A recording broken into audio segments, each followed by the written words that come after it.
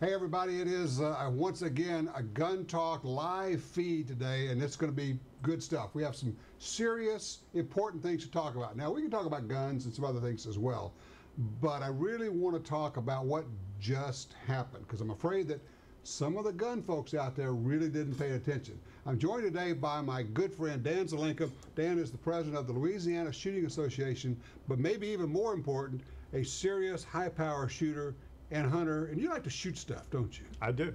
You do? I do. You've been known to kill a deer or two. I've killed a deer or two with just about anything you can kill them with. But I heard you can't use AR-15s for hunting. That's why I heard that. I read that on a sign this weekend, as a matter of fact. Yeah. I read it on several signs. Yeah. Dan was actually in Washington, D.C. during the middle of all those marches. We're going to get him to tell us several stories about that, because there's some things that are very instructive. I'm here to tell you, we just had a sea change. We just had something very serious happen, and if we're not paying attention to it, we really are putting ourselves at peril. But first, I want to go a little bit of perspective, okay? Because I was showing this to Dan. This is a book, Gun Control. Let's see. It is by Robert J. Kukla, a written record of efforts to eliminate the private possessions of firearms in America. But I want to read you the opening paragraph, okay? This could have been written today. A movement exists in our country which, if successfully continued, will serve to eliminate virtually all privately owned firearms in the hands of decent and law-abiding citizens. This abolition of arms could be accomplished by outright prohibition or possession in some cases. In other cases, possession of arms would be limited to an ever-narrowing category of those who were willing and able, one, to meet requirements of law and regulations imposed on law-abiding people, but not upon criminal or violent people, or two, to become suspect in the eyes of the police and one's neighbors because one possessed a firearm and not because one had misused it or was even likely to do so. So this book was published in 1973, Dan, and he's saying that what we're facing in 1973 is the outright confiscation of guns, and also he predicts that gun owners would become suspect in the eyes of the police and your neighbors just because you own a firearm. That sounds like 2018. It does. They have been trying to paint us as bad people just because we own guns. Potentially dangerous because we have a firearm. Just because we have a gun, even though we've never done anything with it, never hurt anybody with it. Correct. Okay. All right. So take that, and you go to Washington, D.C. last weekend. Explain why you were there, and give us the story. I was invited to attend a facilitated discussion. Now, the name of the discussion was Guns, an American Conversation.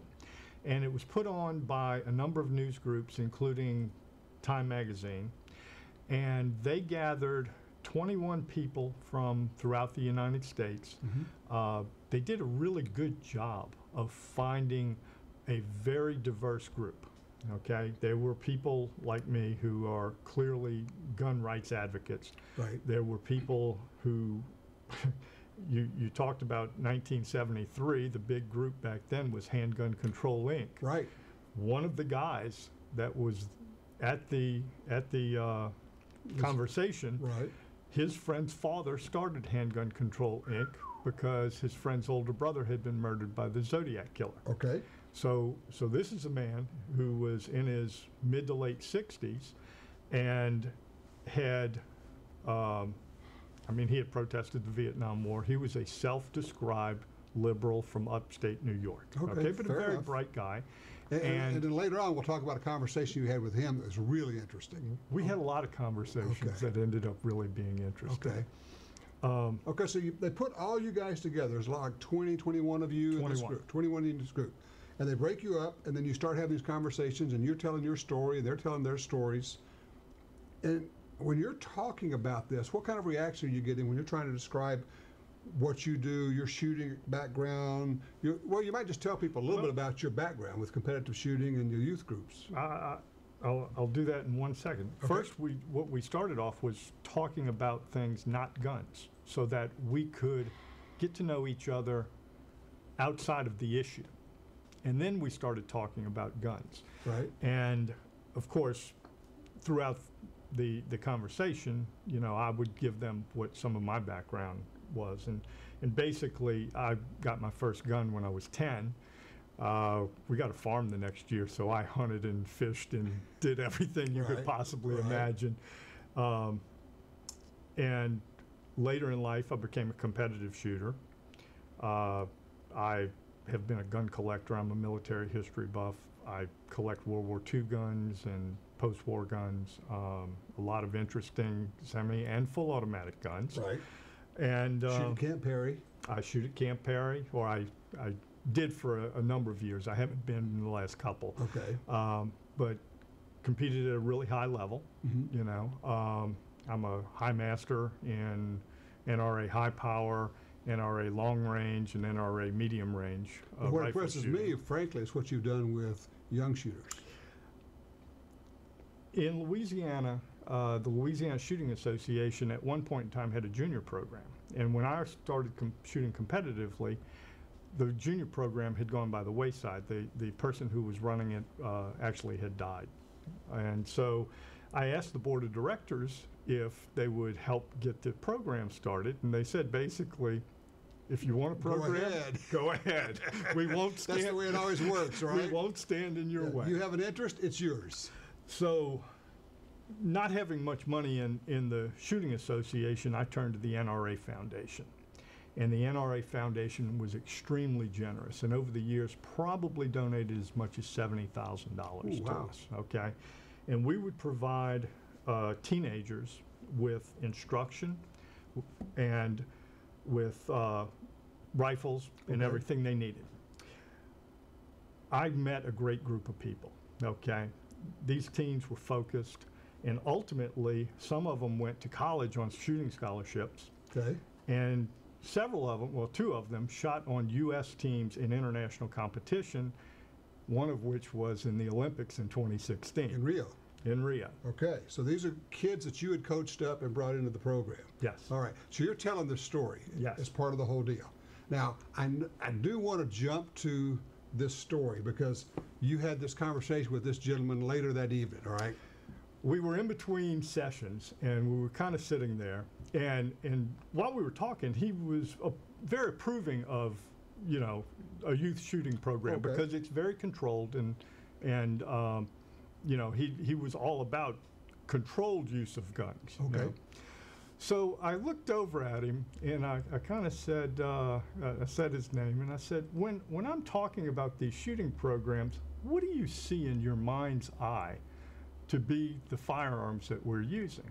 Mm-hmm. And he said, well, you know, kind of like those biathlon rifles that they shoot. Something like these, where you've got these bolt action, you got a Hammerly, Olympic style, you know, slow fire guns. So that's what he's seeing in his head. That is what he is seeing in his mind's eye, and he describes those guns exactly. Okay.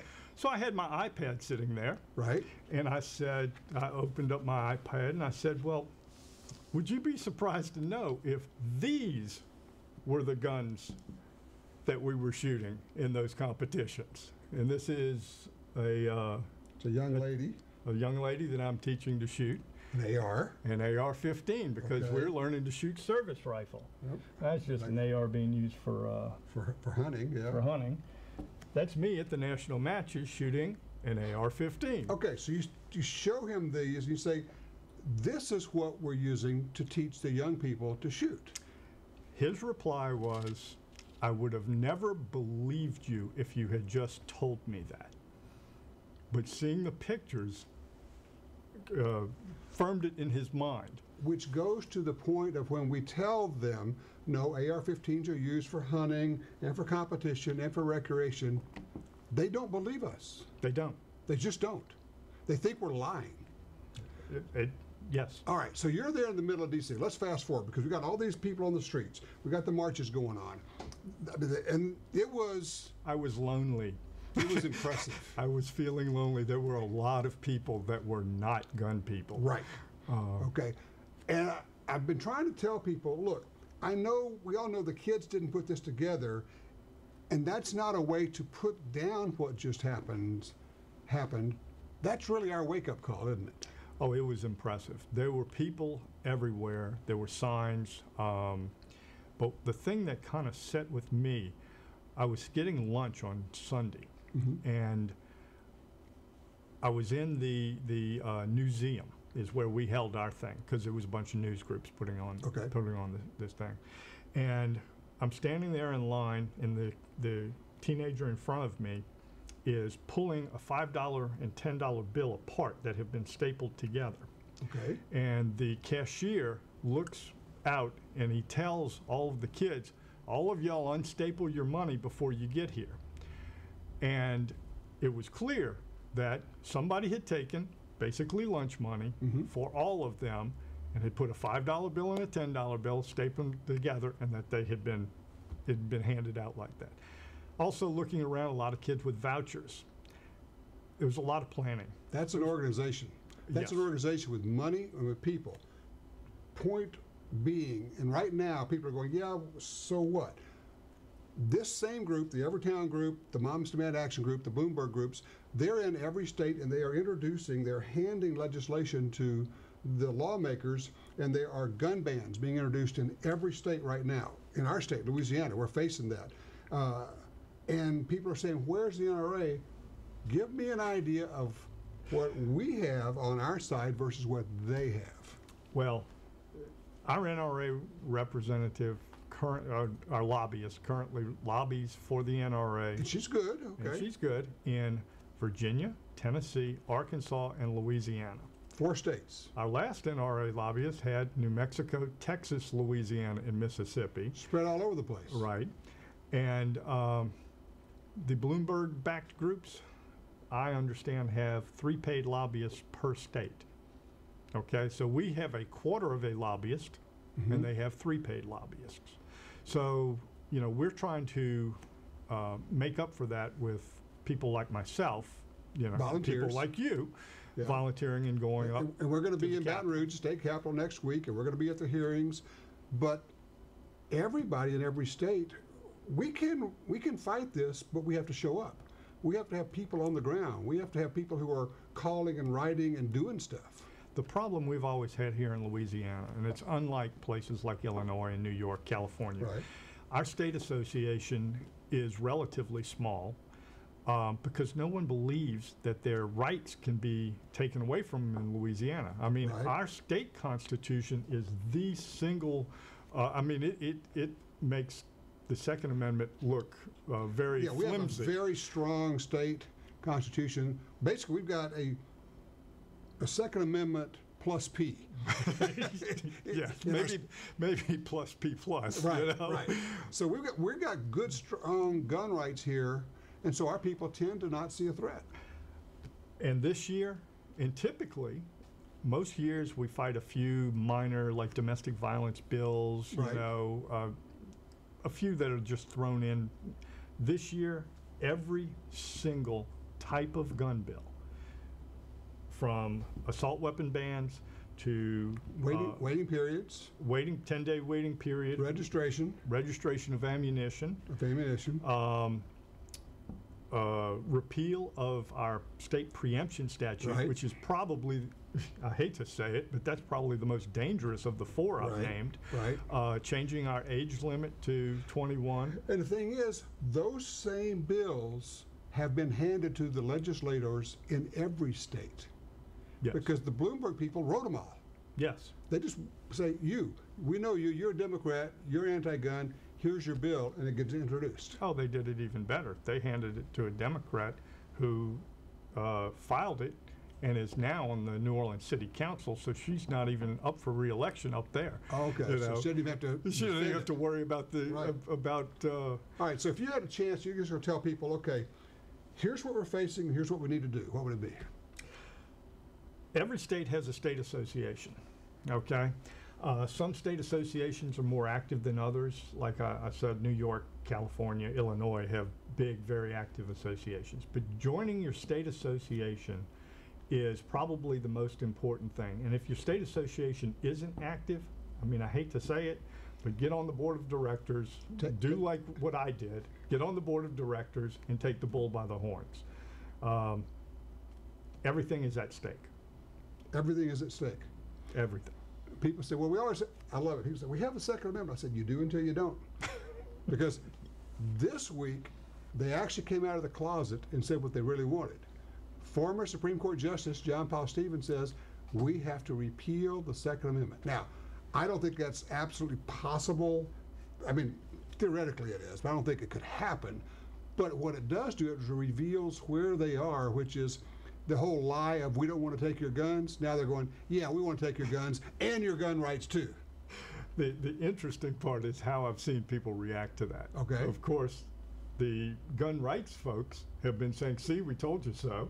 Right. And the anti-gun folks have been sort of, not really in a panic, but very upset. They wish he hadn't said it out loud. Oh, you mean that they took the sheet off? Yes, that's right. Yeah, that's right. They pulled it back and said, look what's behind the curtain here. Look what's behind the curtain. Yeah. And so that has been a reaction that I've gotten from friends who happen to be anti-gun. It's like, you know, oh, that was bad. Right, right. KJ, we got any comments there? I don't know if anybody is, if you have any questions or comments, by all means, just throw them in there. We do have some questions. We've got one guy. He says, these kids are being used as pawns. They have been brainwashed by liberals and probably come from safe areas in suburban areas. Surprised urban where the most crime is. Yeah, okay, the idea that the kids are pawns, they're being used probably to some extent and still irrelevant in terms of the impact of the movement. And frankly, you know, accusing them of being pawns really has backfired on us. Yes, it does. It's not good to attack them. It's one thing to say, okay, let's talk about the ideas that they are putting out. Correct. But to denigrate or make fun of the kids actually does work against us. Right. Just today, Laura Ingraham had to apologize for something she said about David Hogg. You know, not that a lot of people hadn't thought it, but she said it. It's one of those untouchables. Oh, you can't say anything bad about the kids. Right. We could talk about the ideas. You know, right. Ran across a really good quote the other day that Ryan shared with me. He says, you know, a belief is a very poor substitute for experience.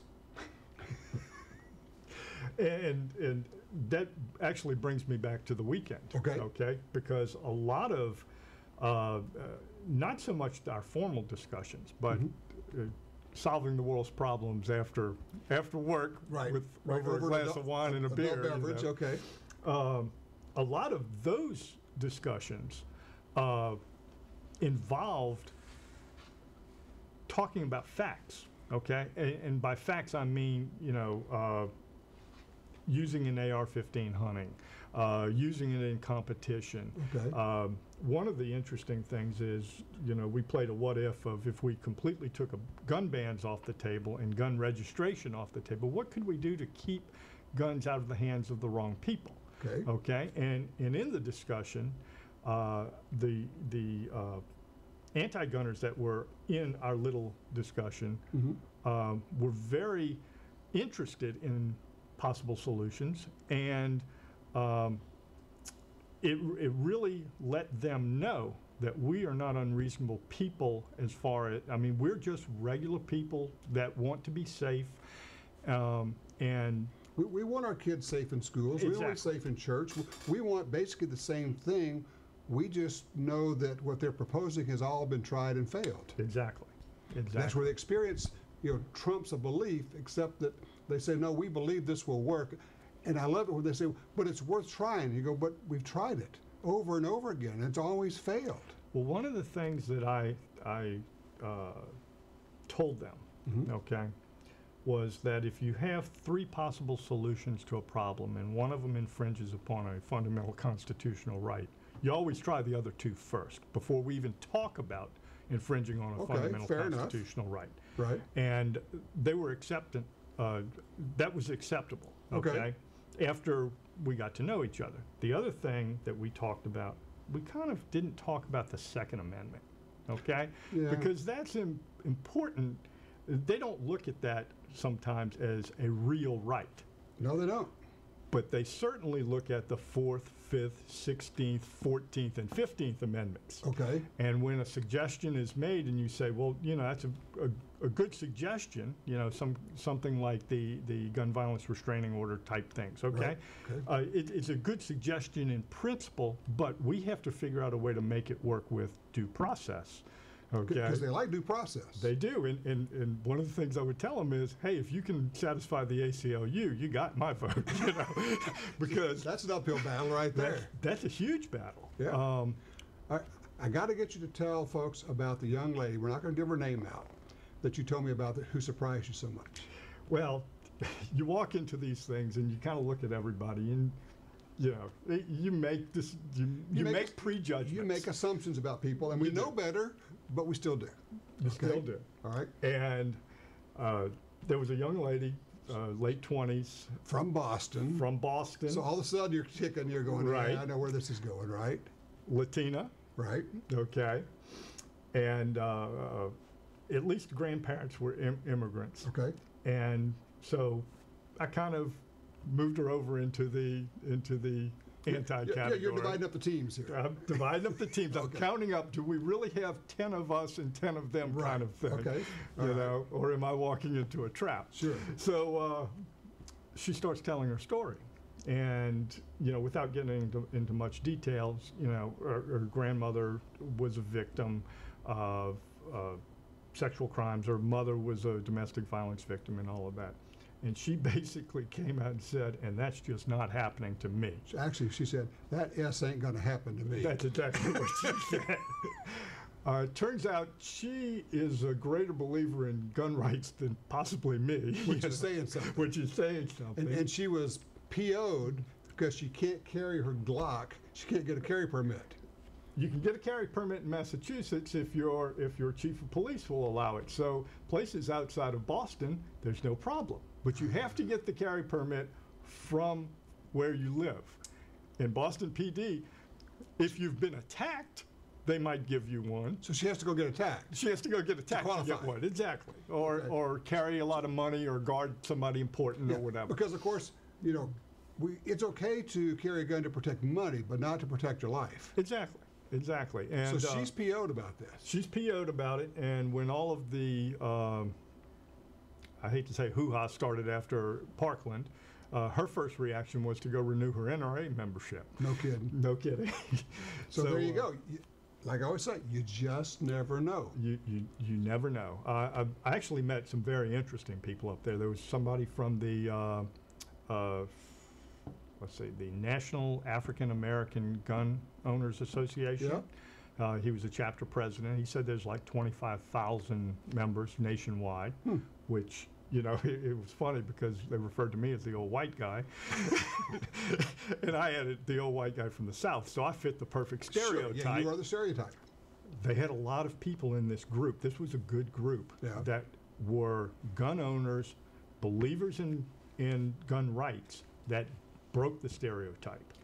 Did you get any movement on the part of the people who wanted to basically do away with guns? Did they hear what you were saying? Some did. Some did. I actually had one comment that after meeting people and having lived in his safe little spot for so very long, and coming up there with a belief, a certainty in his convictions, that his beliefs had been shaken to their foundations by hearing. A lot of it was the stories like that, the young lady, where she would say that I am responsible for my own safety. And of course, as a lawyer, I added in, you know, and the police actually have no duty to protect you. I mean, they generally will try, but they have no duty, and could in fact stand there and watch you be murdered and not be legally liable. Right. Did they know about that? No. Okay. A couple other things that they didn't know about. I brought a 4473 form up to them. Right. They were a little appalled at the race questions on the form. Two questions. Two questions. Asking your race. Yes. Okay. And then the other thing that got them was the fact that if you have a medical marijuana card, you are a prohibited person. They didn't know that either. They didn't know that. They didn't know that, and they wanted to know why that made a difference as opposed to having a prescription for opioids, okay, which does not create a prohibited person. It's an interesting question. It isn't. Yes. They look when you became people Right. instead of sides. Right. Good questions were going back and forth. All right. What's your takeaway from that, from the whole experience?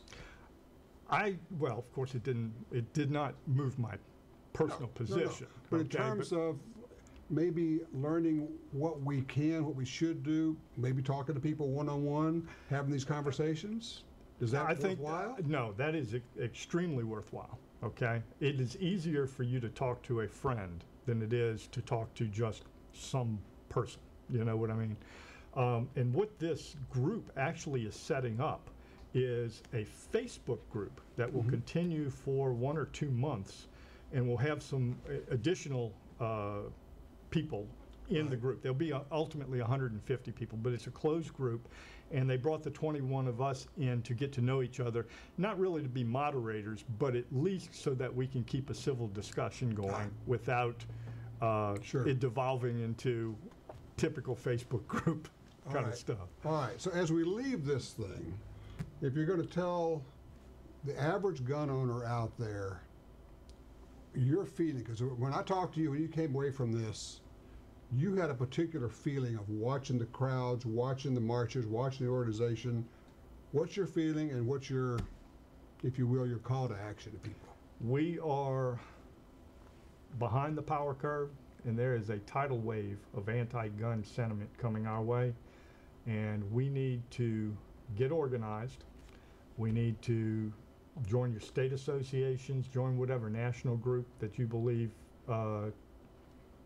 has your beliefs most, and also contact your legislators. Please contact your legislators. Let them State hear legislators. you. Yes, state legislators. I'm not too terribly worried on the national front right now. I think that at least through the end of this year, Congress will be tied up and the won't action's be doing happening in the anything. states. It is all in the states right now, and we have always done a good job in the states. Most of the state legislatures are Republican. Most of the governors are Republican, and we've done a good job in the states, except for the California, New York kind of stuff. But they're faced with a lot of pressure right now. And knowing that they're faced with a lot of pressure, there has been a deluge of bills. I mean, New Orleans, Louisiana's a sportsman's paradise. They're trying to turn it into New Jersey with the bills that they have pending. And whether you know it or not, it's happening in your state too. It's happening in every state. Oh, every state. Every no state. doubt about it. So, and the problem is, one, a lot of our guys don't know it, and number two, they don't do anything about it. Well, you can't do anything about it until you know about it, and that's why you get involved with your state organization, because that's really who has boots on the ground. It really is as simple as that. Dan Zelenka, thank you so much. You're welcome. I appreciate you going up there and taking one for the team, because I know you did. I was lonely. I know you were, but you brought it back and you told us what's going on. Now we all just have to sign up, get on board, and it's not being involved. It's about making a commitment at this point. Hey, everybody, thank you so much. Make that commitment. Thanks for joining us. Check us out on YouTube, Facebook. Where you have to ring the bell. Ring that bell. Ring the bell. And Instagram pages. Instagram pages. We've got our Gun Talk newsletter. You sign up for that. We get this. And by the way, follow me on Twitter, because I'm putting out several stories like this a day on Twitter. So and if you don't know Twitter, it's really easy. Go to Twitter, sign up, and just follow me. I am at Gun Talk, and you'll be equipped. We'll give you intellectual ammunition that you can use. Thank you so much. Appreciate you, and we'll see you next time.